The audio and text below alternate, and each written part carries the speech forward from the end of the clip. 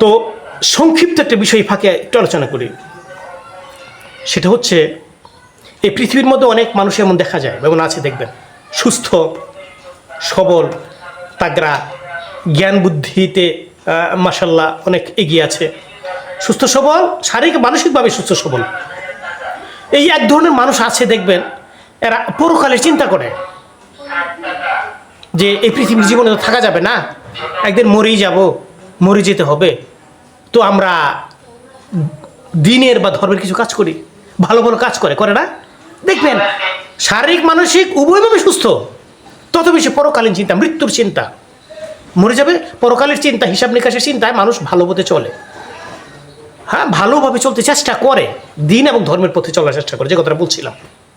দেখুন, আর বিপরীতে আপনি একটা খেয়াল করুন, এমন কিছু মানুষ আছে যারা অসুস্থ, শারীরিক মানসিকভাবে অসুস্থ, যে কোনো অবস্থানে, এটা রোগ বালাই হোক, বিপদ আপদ মুসিবতের মাধ্যমে অসুস্থ।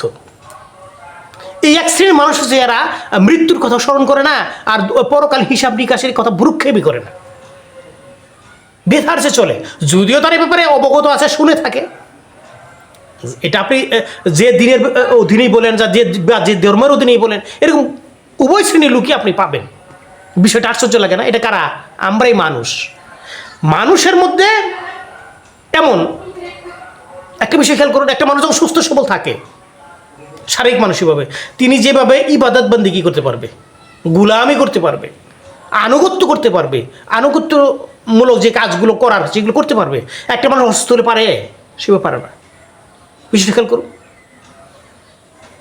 এই জন্যই একটা মানুষ যদি সুস্থ সবল অবস্থায় দিন বা ধর্মের কাজ করে, সে অসুস্থ হলে মন স্পষ্ট এই ব্যাপারে ছাড় দেন, বুঝতে পারলেন? হিসাবটা সহজ করবেন, এটা একটা বিষয়। কোনো মানুষ যদি কোনো কালেই ইবাদত বন্দেগী, আনুগত্যশীল বা আনুগত্যের যে কাজগুলো করে না, কোনো কালে সুস্থ সবল আছে, কাজগুলো করে না, ইবাদত বন্দেগী করে না, ওই মানুষটা যদি দুর্বল হয়, তার ক্ষেত্রে তখন মানুষ যদি দুর্বল হওয়ার পরে যদি মানুষ অনুশোচনার সহিত ইবাদত বন্দেগী করে, তার কিন্তু একটা পরম্পরা, একটা সারের ব্যবস্থা আছে, তাই না? একটা বিষয় আছে। কিন্তু আমরা কতজন এইভাবে নিরিখ ঠিক রেখে আমাদের জীবনযাপনটা সঠিক পথে করার চেষ্টা করতে পারি? বলেন, করতে পারি? অনেক মানুষ সুযোগ, সময়, সক্ষমতা থাকার পরেও দিন এবং ধর্ম নিয়ে চিন্তা ভাবনা করে না। যথেষ্ট সুযোগ আছে, করে না তো করে না, তার সামনে যেটা বিষয়, এই বিষয়ে অনেকভাবে উপস্থাপিত হয়ে থাকে, বাড়িতে বলেন, রাস্তায় বলেন, বা যাতায়াতের অবস্থানে বলেন, বা আপনি কোথাও বাহিরের জগতে বলেন, দিন ধর্ম সম্পর্কে অবগত হওয়ার যথেষ্ট সুযোগ আছে এবং হয়েও থাকে, কিন্তু সেই ব্যাপারে ভ্রুক্ষেপ করে না, মনোযোগী হয় না। এরকম আছে না?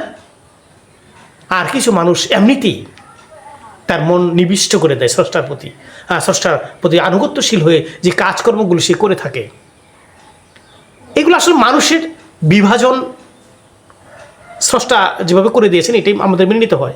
তো মন খারাপ করে, আমি সর্বমোট যে কথা বলছিলাম, এই ব্যাপারে আমাদের মনোমালিন্য বা মন খারাপের কিছু আশা করা যাবে না। উঁচু নিচু, অহংকার, গর্ব বুঝে কারো ভিতরে না আসে, তুচ্ছতা ছিল এইভাবে না আসে। সবই সৃষ্টির অংশ, যেভাবে জীবনযাপন করছে, তার জীবনযাপনের হিসাব তিনি সেভাবে স্রষ্টাকে দিবেন বা স্রষ্টা নিবেন, বিষয়টা এরকম। তো আমাদের মাঝে যেন তুচ্ছতা ছিল, গর্ব, অহংকার একটা ভাব আছে না, যে আমি কাজটা করি সে কাজটা করে না, তার জন্য আমি বোধহয় শ্রেষ্ঠ, এরকম একটা ভাবি এসে যায়, এটা যে কোনোভাবে এসে যায়, বেঁচে যেতে পারে। এই বিষয়গুলো যেন আমাদের দিলের মধ্যে দাগ না কাটে, আমরা সবাই স্বাভাবিক জীবনযাপন করার চেষ্টা করবো। স্রষ্টা যাকে যেভাবে সমর্থন দিয়েছেন, তো ভালো কাজের প্রতি উদ্বুদ্ধ হয়, এটা একটা মুক্তির লক্ষণ, যে এই মুক্তির পথে যেন সবাইকে স্রষ্টা পরিচালিত করে। এই একটা বিষয় আমাদের মাঝে বদ্ধমূল থাকে, এই বিষয়টা আমরা একটু খেয়াল করে দেখব। যার মধ্যে নাই, আপনার মধ্যে আছে, যেহেতু আপনি দৃঢ় থাকবেন, অপরকে দৃঢ় রাখার জন্য, জানার জন্য চেষ্টা অব্যাহত রাখতে হবে, এটাও একটা সঠিক কথা।